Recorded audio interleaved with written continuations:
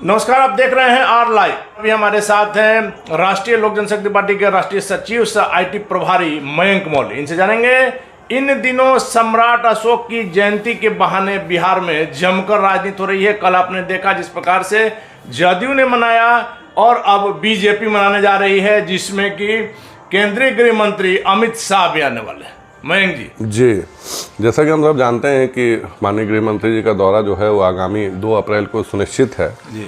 और ये आपसे किसने कह दिया कि सम्राट अशोक जी हैं वो सिर्फ जदयू या सत्ताधारी दल के हैं? नहीं, सम्राट अशोक जो है, अशोक चक्र राष्ट्रीय चिन्ह है। आप जानते हैं सम्राट अशोक पूरे भारत के हैं। तो उस पर अब ये ओछी राजनीति करना कि नहीं, उन्हें एक पर्टिकुलर समाज में बांधना, एक पर्टिकुलर जाति में बांधना, मेरे हिसाब से संकीर्ण मानसिकता की सोच है। और अगर यही है तो फिर आज़ादी के 75 वर्षों पहले से, जब से वो मतलब उनको ये गौण क्यों रखा गया था, मतलब उनके बारे में बातचीत जो है वो इधर चलने लग गई है जब से केंद्र की सरकार ने ओबीसी समाज के लोगों को प्राथमिकता देनी शुरू की है। और ये जो भी सत्ताधारी दल बिहार में बैठी है, उन्हें बस ओबीसी वोटों के लिए कहिए कि ओबीसी वोटों का बिखराव या ओबीसी वोटों में फूट डालने के लिए बेसिकली सारी कवायदें हैं। जनता अब इतनी मूर्ख है नहीं, जनता समझती है। लेकिन मयंक जी, सच कहा जाए तो सम्राट अशोक की क्या जाति है, आज तक आपने भी पढ़ा नहीं होगा, हमने तो नहीं पढ़ा, लेकिन अब जाकर के लग रहा है। हम लोग खाली जानते थे कि सम्राट अशोक चक्रवर्ती सम्राट थे, उनकी ये खासियत थी, लेकिन अब आ गया कि सम्राट अशोक फलाना जाति के थे। वही देखिए, जैसे बिहार को माननीय मुख्यमंत्री जी ने दलित, महादलित, पिछड़ा, अति पिछड़ा वगैरह बांधा, वैसे अब हमारे महापुरुषों, हमारे पुरखों को भी वो अलग अलग कैटेगराइज करने जा रहे हैं। तो ये मेरे हिसाब से ऐसी सोशल इंजीनियरिंग की व्यवस्था की उम्मीद जो है माननीय मुख्यमंत्री से नहीं की जा सकती है। अब ठीक है, आप करना चाहते हैं करिए, हर किसी को अधिकार है भाई। जब मैंने कहा जब राष्ट्रीय चिन्ह अशोक चक्र है, सिक्कों से लेकर के बाकी चीज़ों पे सब जगह पे चिन्हित है, तो उस पे ना तो पर्टिकुलर एक राज्य का दावा हो जाता है। और सम्राट अशोक मैंने कहा जैसे कि सबके हैं, हम सबके हैं। और अब भूतकाल में जा करके अब सम्राट अशोक की जाति को निकाल करके आज के परिप्रेक्ष्य में राजनीति करना, जब से विशेषकर हमने देखा है कि सम्राट चौधरी जी को जब से अध्यक्ष बनाया, बीजेपी ने जब से अध्यक्ष बनाया है, तब से कहिए कि पेट में मरोड़ जो है वो कुछ ज़्यादा ही उफन पड़ी है कुछ दलों में। तो उसी का ये कहिए कि लेकिन कल मुख्यमंत्री जी ने जिस प्रकार से मंच से कहा श्री कृष्ण मेमोरियल हॉल में कि सावधान रहिएगा, वो लोग आएंगे और उनको अपना बताएंगे, तो ये अपना पराया क्या है? वो तो सभी के जहाँ तक हमारी समझ। देखिए, अब नीतीश जी खुद अपना पोस्टर लगा के चलते हैं कि नीतीश सबके हैं, ठीक है, और वही सम्राट अशोक के लिए कह देते हैं कि वो हमारे हैं। जैसा आपने देखा होगा पोस्टर लगा के चल रहा था, बिहार में दिखाया, देश में दिखेगा। तो नीतीश जी की मानसिकता इतनी संकुचित क्यों होती जा रही है, वो हमारे समझ से परे है। मगर मुझे लगता है कि महापुरुषों को लेकर के ऐसी ओछी बयानबाजी नहीं करनी चाहिए। ना तो 2 दिनों पहले उपेंद्र कुशवाहा ने भी मनाया था। अब देखिए, मनाना हर किसी को, देखिए अब अम्बेडकर को आप बांध नहीं सकते हैं, ना तो सम्राट अशोक को बांध सकते हैं, ना महात्मा गांधी जाति में नहीं को बांध सकते हैं, ना अब उस हिसाब से तो फिर बंगाल वाले कहेंगे कि सुभाष चंद्र बोस जी हमारे, उन पे किसी और का दावा नहीं होना चाहिए। चाहे भगत सिंह जी के लिए कहा जाएगा कि फिर वो तो पंजाब के हैं, उन पे किसी का होना चाहिए। ये सारी बातें कहिए कि बस क्षणिक हैं, समाज में वोटों के बिखराव के लिए हैं, और इस पर ध्यान नहीं देना चाहिए मेरे हिसाब से। और ऐसी घटिया राजनीति करने से पहले बचना भी चाहिए। एक चीज आपने और देखा होगा कि आजकल आपके मन के अनुरूप अगर कार्य नहीं हो रहे हैं तो लोकतंत्र खतरे में है। एक सीधा बना बनाया यह शब्द है कि लोकतंत्र खतरे में। आप ले लीजिए राहुल गांधी वाले प्रकरण जी। देश के गृह मंत्री ने साफ कर दिया कि लालू प्रसाद यादव सहित अभी तक करीब 17 लोगों पर इस कानून के तहत कार्रवाई हुई है जो अयोग्य घोषित कर दिए गए हैं। उस समय जब लालू यादव का सदस्यता गई, उस समय लोकतंत्र खतरे में नहीं था। आज राहुल गांधी की गई तो लोकतंत्र खतरे में आ गया। देखिए, इसके लिए मैंने तो खाली उस दिन कहिए जब ये कानून आया, इनके ऊपर फैसला, मैंने लिखा भी था कि आज सबसे ज़्यादा खुश अगर कोई होगा इस फैसले से तो श्री लालू प्रसाद यादव जी, उनका परिवार होगा। जैसा कि हम 10 साल अगर पीछे चलें, आजकल लोगों की याददाश्त थोड़ी कमज़ोर होती है, पर 10 वर्ष पीछे जाइएगा तो आपको दिखेगा कि राहुल गांधी जी उस जमाने में एंग्री यंग मैन की भूमिका में हुआ करते थे। सदन से पारित, उनके ही प्रधानमंत्री, उनके कैबिनेट, उनके बाकी लोगों द्वारा पारित था। जब सुप्रीम कोर्ट ने इस मामले पे फैसला दिया था कि त्वरित कार्रवाई होनी चाहिए और सेकंड भर का मौका नहीं मिलना चाहिए, तो अपील का मौका देने का कई विधेयक लाया गया था। माननीय राहुल गांधी जी आए, यंग मैन की तरह कुर्ते ऐसे था, 1 सेकंड में ऐसे फाड़ के फेंका, और कैबिनेट की हिम्मत नहीं हुई उस समय कि उस फैसले अध्यादेश को वापस, क्या एक ही कॉपी थी क्या? जो एक फोटोकॉपी, युवराज की बात ऑब्वियस है, युवराज ने कहा, तो युवराज उस समय तो युवराज को नहीं पता था कि इतिहास अपने आप को दोहराता है। उस 10 साल बाद उस फाड़े हुए पेपर का दंश जो है उन्हीं के पास घूम कर फिर करके आ गया और वो भी उसी लीग में शामिल हो गए। क्या ज़रूरत थी बोलने की, क्या ज़रूरत थी भाई? राजनीति करिए, राजनीति बोलिए, एक दूसरे पे कटाक्ष, विरोधाभास हर कुछ होना चाहिए, मगर शब्दों की मर्यादा, जाति सूचक शब्दों का प्रयोग और चाहे किसी के बारे में वैमनस्य फैलाने की, कि मतलब इस कदर आपके ऊपर राजनीति हावी ना हो जाए कि आप बाकायदा एक व्यक्ति का अपमान करने के चक्कर में पूरे समाज का अपमान कर दें। तो आप मान रहे हैं कि राहुल गांधी ने अगर वो नहीं फाड़ा रहता तो आज यही बिल्कुल बिल्कुल एटलीस्ट अपील का मौका मिलता। अभी भी 24 दिन है उनके पास। अगर 24 दिन में, आज तो 23 हो गए, 23 दिन में अभी भी उन्होंने जाके अपील नहीं की है या स्टे लेने की कोशिश नहीं की है, फिर उसके बाद उनको जेल जाना पड़ेगा। तो अगर भाई ये कौन सा एरोगेंस है, जैसा कि माननीय गृह मंत्री जी भी कह रहे हैं कि आपको कोर्ट्स के पास जा करके आप अपना अपील करना नहीं चाहते हैं, आपको कोर्ट के सामने माफ़ी मांगने में दिक्कत है, जबकि आपने देखा होगा 2019 वाले मामले में जा करके सुप्रीम कोर्ट के आगे अनकंडीशनल इन्होंने माफ़ियाँ मांगी हैं और भी कई कोर्ट में इन्होंने मांगा है। तो अभी ये क्या हो गया, तो आप जान सकते हैं पूरी तरीके से कि ये तथाकथित जो भारत यात्रा कर रहे थे, भारत जोड़ो यात्रा, उसके सुपर फ्लॉप होने के बाद से एक तरीके से कहीं ना कहीं ये नाखून कटा के शहीद बनने की एक कवायद है इनकी, उसमें लगे हुए हैं कि भाई किसी बहाने कुछ मीडिया फुटेज, कुछ सिंपैथी मिल जाए।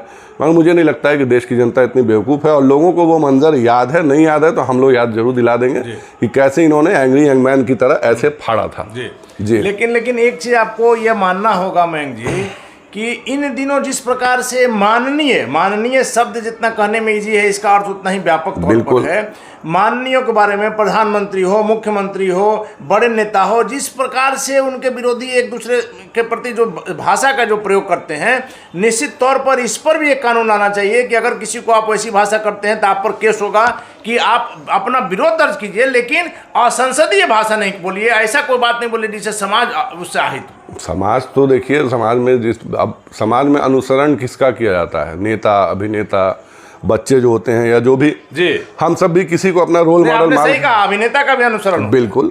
तो जब नेता अभिनेता, जब आजकल आप देख रहे होंगे बातचीत की भाषा में जिस तरीके का कहिए कि एक छिछलापन आया हुआ है, जो बेकार शब्दावलियां जो हैं वो अब इस्तेमाल की जाने लगी हैं, जिसको आजकल अप्रासंगिक और बुरा भी नहीं माना जाता है। तो उन चीज़ों से बचना चाहिए। संसदीय प्रणाली है, खासतौर विशेषकर जो पब्लिक पर्सनालिटी के लोग हैं उन्हें तो विशेषकर ऐसा ज़रूर प्रस्तुत करना चाहिए, ऐसा एक रोल मॉडल के एटलीस्ट अगर जो भी उनके अनुयायी हैं या जो उनका अनुसरण करने वाले लोग हैं उनके ऊपर एक गलत प्रभाव ना पड़े। और ये जो जैसा आपने कहा कि संसदीय व्यवस्था, माननीयों की भाषा जो है वो आजकल विशेष करके चाहे सदन से लेकर सड़क तक में माननीयों की भाषा में बहुत ज़्यादा गिरावट देखी जा रही है। तो माननीय जैसा बर्ताव करते हैं आप, उनके जो कहिए जो अनुसरण करने वाले जो उनके सबऑर्डिनेट्स होते हैं या जो उनके समर्थक होते हैं, वो उसमें और चार चांद लगा के करते हैं। तो कहीं ना कहीं जो चीज़ हैम्पर हो रही है वो समाज में कहिए कि एक संसदीय प्रणाली जो है वो पूरी तरीके से हैम्पर हो चुकी है, और आपस में राजनीतिक विरोधाभास जो जिसको कहा जाता था, व्यक्तिगत नहीं होता था, आज के दौर में व्यक्तिगत हो गया है, विरोधाभास जो है वो कहीं पीछे छूट गया है। आज आपका विरोध करने का मतलब हो गया है कि जड़ जोरू जमीन वाला जो झगड़ा बोलते थे आज के टाइम में, अगर राजनीतिक विचारधारा में भी अगर आप विरोधी हैं तो लोग उसको जड़ जमीन जोरू वाले झगड़े के बराबर ही लेते हैं, जो मेरे हिसाब से गलत है। जो प्रधानमंत्री देश की जनता ने चुना है, जिस मुख्यमंत्री को प्रदेश की जनता ने चुना है, वैसे व्यक्ति पर अगर कोई अशोभनीय टिप्पणी की जाती है तो निश्चित तौर पर उस व्यक्ति पर केस होनी चाहिए। देखिए, मेरा मानना है सिर्फ प्रधानमंत्री ही जी क्यों, उदाहरण मैं, हाँ बिल्कुल बिल्कुल, प्रधानमंत्री तो देश का सिरमौर है। मैं कह रहा हूं अगर राहुल गांधी जी पर भी, जो कि अगर कोई विपक्ष का भी नेता है, उसको कोई अगर अशोभनीय टिप्पणियां होती हैं, गंदे एक लेवल से निचले स्तर की होती हैं, तो उन पर भी कार्रवाई होनी चाहिए। मैं सिर्फ पक्ष ताकि एक संदेश जाए कि पक्ष हो विपक्ष हो, आपको अपनी सीमा में रखकर बात, पक्ष प्रतिपक्ष की बात ही नहीं है यहाँ। बात है जो जिसको कहा जाता था अनपार्लियामेंट्री शब्दों का निषेध होना चाहिए, जो बिल्कुल जरूरी है। और आज के एटलीस्ट जितने भी नए सांसद जो जुड़े हैं, जो हमने देखा हो, जो हमारे दौर में जो हम छोटे से बड़े हो रहे थे, उस दौर में जो 70 के दशक के जो नेता हुआ करते थे, उनकी संसदीय प्रणाली देखिए और आज के दौर 2023 में देखिए, काफ़ी गिरावट देखने को मिल रही है। तो मेरे हिसाब से एक वर्कशॉप आयोजित करके उन्हें ट्रेनिंग भी देने की जरूरत है कि एटलीस्ट हम संसदीय परंपराओं को ना भूलें और संसदीय परंपराओं का मान रखें। क्योंकि जो स्थिति है आप देख सकते हैं, आगे आने वाले समय में हो सकता है कि सदन में ही मारापीटी की नौबत आ सकती है। कितने जगह हो रहा है, कितने जगह हो रहा है। आपने क्या बने, उत्तर प्रदेश विधानसभा हो या बिहार विधानसभा हो, अभी तक संसद में भी तो आपने देखा ही होगा पिछले साल जब राज्यसभा में हाँ, जो आम आदमी पार्टी के सांसदों को जब को बाहर भेजना पड़ा, जो लोग क्या बोलते हैं, जो सभापति होते हैं वो भारत के उपराष्ट्रपति हैं, उनके ऊपर कागज उड़ाना, किताबें फेंक देना, इस तरह की बातें माननीय से, हाँ माननीय, जब उसके ऊपर क्या बोलते हैं, अपने डेस्क के ऊपर खड़े होकर के माइक तोड़ना, तो इस सब कहीं से शोभा नहीं देता। मेरे हिसाब से ऐसे लोगों को तो सीधे इन लोगों को समझाना जरूरी है कि माइक तुम्हारा नहीं है, ये माइक जनता की संपत्ति है। मेरा कहना है कि ऐसे लोगों के भाषणों को सिर्फ एक्सपंज नहीं किया जाए, इन्हीं को एक्सपंज कर दिया जाए, इनको बाहर निकाल देना चाहिए जो इस तरीके का बर्ताव करे सदन के भीतर। चलिए, एक और सवाल है कि इन दिनों जिस प्रकार से आपके राष्ट्रीय अध्यक्ष केंद्रीय मंत्री पशुपति कुमार पारस लगातार हम ये बात करते आए हैं कि प्रधानमंत्री के नज़दीकी होते जा रहे हैं, पिछले दिनों की तमाम घटनाओं पर आप नज़र डालेंगे तो मेरी बात की सत्यता आपके सामने आ जाएगी। बिल्कुल। इन दिनों पिछले दिनों अपने पूरे सांसदों के साथ और एक आपके जो विधान पार्षद है इनके साथ प्रधानमंत्री जी से मुलाकात उन्होंने की है, क्या माना जाए इस मुलाकात का क्या अर्थ? देखिए, हम एनडीए के सहयोगी हैं और माननीय प्रधानमंत्री जी हमारे नेता हैं, तो हमारे नेता जो थे पूरे अपने सारे संगठन के साथ, मतलब जो संसद का जो उनका संगठन है हमारे, जिसमें सारे सांसद शामिल हैं, हमारे बिहार विधानसभा के माननीय कई सदस्य शामिल है विधान परिषद के, उनके साथ मिलने गए। एक आत्मीय मुलाकात थी, 2024 के चुनावों को लेकर के कुछ बातें थीं और कुछ लोगों के बिल्ली के ख्वाब में जो छीछड़े आ रहे थे उनका जवाब था। तो मैं यही कहूँगा कि भैया दूसरे पे, जिसको क्या कहा जाता है कि अपना घर जब ना संभले तो दूसरे के घरों पे पहले पत्थर नहीं फेंकना चाहिए, जो पुरानी कहावत है शीशे वाला। तो पहले सोच समझ के बोला जाना चाहिए कि कहाँ क्या है। उसका प्रत्यक्ष को प्रमाण की क्या ज़रूरत है। आपने देख लिया कि एक रही बात एकजुटता की हो या फिर माननीय प्रधानमंत्री से नज़दीकी की हो या माननीय प्रधानमंत्री जी द्वारा समय दिया जाना हो, क्योंकि जहाँ तक मुझे पता है कि कुछ लोग समय पे समय मांग रहे हैं बट समय मिल नहीं रहा है। इतना आसान नहीं होता है माननीय प्रधानमंत्री जी से मिलना।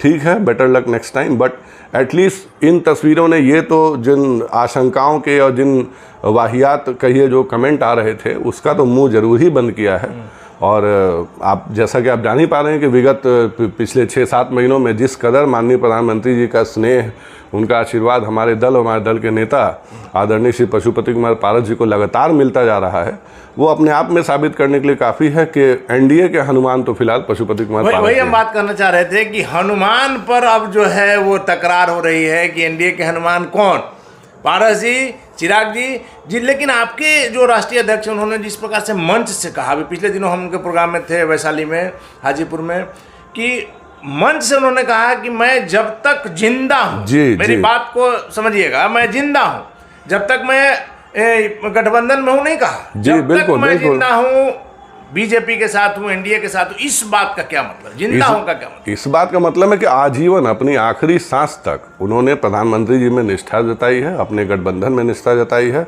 और किसी भी राजनीतिक संभावनाओं, उलटफेर, बाकी स्थितियां, परिस्थितियां अनुकूल प्रतिकूल होने की भी परिस्थिति में उन्होंने आपसे क्लियर कर दिया भैया कि मैं आजीवन अपने मरते दम तक एनडीए गठबंधन के साथ हूं। कोई इच्छा नहीं है, जिस प्रकार से गया चुनाव में आपकी सीट पक्की थी लेकिन वहां ऊपर से आ गया कि बीजेपी को मिलेगा और आप लोगों ने कहा कि हम समर्थन करेंगे। हाँ, तो करेंगे, गठबंधन दल का काम होता है समर्थन, गठबंधन दल का पालन करेंगे, जो भी खड़ा रहेगा उसको हम समर्थन करेंगे। पिछले वर्ष जब भारतीय जनता पार्टी ने हमारे कैंडिडेट को हाजीपुर से जिताने में समर्थन किया, लाख कहिए कि विरोधाभास के बाद भी, कहिए कि 2-3 लोग आपस में मिल गए, सत्ताधारी दल मिला, मैंने हर कुछ हुआ उस समय, मैंने राजद के साथ कहिए कि कुछ जने बाहर से मिले, समर्थन किया उन्होंने, क्या हासिल हुआ? तो जब जो हमारे साथ जब जिस कदर मजबूती के साथ भारतीय जनता पार्टी ने हमारा साथ दिया, तो हम एक ईमानदार सदस्य होने के नाते हमारा भी दायित्व बनता है कि हम उनका साथ दें। हमने उनका साथ दिया, बिल्कुल दिया। रही बात जिन सीट की आप बात कर रहे हैं, आपने हमारे किसी नेता के मुंह से या हमारे किसी भी प्रवक्ता के मुंह से कोई ऐसी दावेदारी सुनी थी कि भाई हम लोग किसी सीट पे लड़ने जा रहे हैं? तो मीडिया की अटकलें थी। जब तक आखिरी फैसला कहिए कि सर्वोच्च नेतृत्व द्वारा जो होना था वो हुआ, हम उसके साथ खड़े हैं, सीधी सी बात है। ना हमने अटकलें लगाई, ना अटकलों को दौर गर्म किया, ना हमने पक्ष में बोला ना विपक्ष में बोला, ना उन चीज़ों को खारिज किया, ना एक्सेप्ट किया। वो मीडिया की बातें थी, मीडिया ने हुआ, उस पर कुछ लोग मीडिया में हवा में चल रही बातों में, हवा में ही कुछ लोगों के दावे भी आ गए कि भैया हमने कर दिया। तो अब वैसे लोगों को भैया मैं क्या ही कहूँ, मैं मुझे यही कहना भैया कि अब आप ही लोग हैं शायद जिनकी वजह से सुबह शाम धूप निकलती है और रात होती है। तो खगोलीय घटना आप करते होंगे, हम ऐसे किसी मुगालते में नहीं जीते हैं कि हमारे ही कारण धरती धुरी पे नाच रही है और कहिए कि सूरज ऊपर नीचे कर रहा है, प्रकाश संश्लेषण हो रहा है। हम उतने बड़े लोग नहीं है भाई। चलिए आखिरी सवाल मेरा है कि सम्राट चौधरी जिस प्रकार से बीजेपी के बिहार के प्रदेश अध्यक्ष बनाए गए हैं, कहा जा रहा है कि पिछड़े वोट ओबीसी कुशवाहा वोट पर पकड़ बनाने के लिए इस प्रकार का दाव बीजेपी ने किया है और इस बार सम्राट चौधरी ही मुख्यमंत्री के उम्मीदवार होंगे। और मजे की बात यह है कि ऐसे तो हम उन लोगों को बात को ज़्यादा ये वैल्यू नहीं देते हैं, क्योंकि जो लोग पार्टी छोड़कर आते हैं, कल तक जिस पार्टी की प्रशंसा कर रहे हैं आज उसी पार्टी को गाली देते हैं। तो कल जिस प्रकार से इनकम टैक्स गोलंबर पर आपने देखा होगा पोस्टर लगा था चिराग पासवान का, तेजस्वी यादव का, और उन्हीं के पुराने प्रवक्ता कल्लू ने दावा किया कि जनता से आह्वान भी किया कि सम्राट चौधरी जो है उन्हीं के नेतृत्व में बिहार विकास करेगा, वही मुख्यमंत्री बने। अब देखिए मुझे किसी के दावों और किसी के पोस्टरों पे तो कोई बयान नहीं देना है। जैसा आपने खुद स्पष्ट कहा कि उन चीज़ों का उतना ज़्यादा लोड लेने की ज़रूरत नहीं है। रही बात भारतीय जनता पार्टी की, तो भारतीय जनता पार्टी ने बहुत कुछ सोच समझ के दिया है। एक मैसेजिंग गई है, पॉलिटिकल मैसेजिंग, कि अब कमान जो है वो युवा नेतृत्व के हाथ में दी जा रही है। जैसा कि हम जान रहे हैं सम्राट चौधरी जी एक युवा नेता हैं और काफ़ी दिनों से मुझे लगता है कि मैं छोटा रहा हूँगा, लगता है 1997 या 98 के दौर में उन्हें पहली बार मंत्री बनाया गया था। उस दौर से वो उस समय भी सबसे यंगेस्ट, सबसे कम उम्र के मंत्री थे। जी विवाद भी हुआ था वो तो अपनी जगह, बट उस दौर से लेके आज तक में निर्विवादित रहे हैं। मतलब कोई आज तक भ्रष्टाचार का आरोप नहीं है उनके ऊपर और मुखर रहे हैं। सबसे बड़ी बात कि एक वोकल नेता हैं और क्या कहा जाए कि टिट फॉर टैट जानते हैं। जिस प्रकार के बिहार की राजनीति को बखूबी समझते हैं, जैसा जवाब दीजिएगा वैसा आपको वहां से वैसा उनसे जवाब मिलता है। सदन से लेकर सड़क तक मुखर हैं और मेरे हिसाब से ऐसे ही मुखर नेता की जरूरत है बिहार में, जो बिहार में रह करके बिहार की बातों को मुखरता से उठाए। अगर आगे चल के भारतीय जनता पार्टी उन्हें मुख्यमंत्री कैंडिडेट भी बनाती है तो हमें इसमें कोई अचरज नहीं होगा और कोई हमें इसमें कोई दिक्कत नहीं है। और समर्थन गठबंधन जैसे कहा, हमारे नेता जैसे कह रहे हैं कि मरते दम तक आजीवन हम एनडीए भारतीय जनता पार्टी के नेतृत्व में उनके साथ हैं। तो भारतीय जनता पार्टी जिसे भी अपना मुख्यमंत्री का कैंडिडेट बनाती है हमें उसमें बिना शर्त समर्थन देने में कोई दिक्कत नहीं। चलिए धन्यवाद आपका। तो हमारे साथ राष्ट्रीय लोक जनशक्ति पार्टी के राष्ट्रीय सचिव सह मीडिया प्रभारी IT प्रभारी मयंक मौर्य जी, जिनका साफ तौर पर कहना है कि लगातार जो आती है गठबंधन को लेकर के जो अटकलें, इनके राष्ट्रीय अध्यक्ष ने भी इन बातों को पूरी तरह से खत्म कर दिया था कि जब तक जिंदा है तब तक एनडीए के साथ बने हुए हैं। और मयंक मौर्य ने उनकी बातों को और पुष्ट तौर पर बता दिया कि बीजेपी के साथ है और निश्चित तौर पर सम्राट चौधरी बिहार के मुख्यमंत्री कैंडिडेट के उम्मीदवार हो सकते हैं। वैसे में भी बिना शर्त राष्ट्रीय लोक जनशक्ति पार्टी का समर्थन रहेगा। बिहार की राजनीति में आगे क्या होगा देखना काफी दिलचस्प। फिलहाल आप बने रहें R Live के साथ।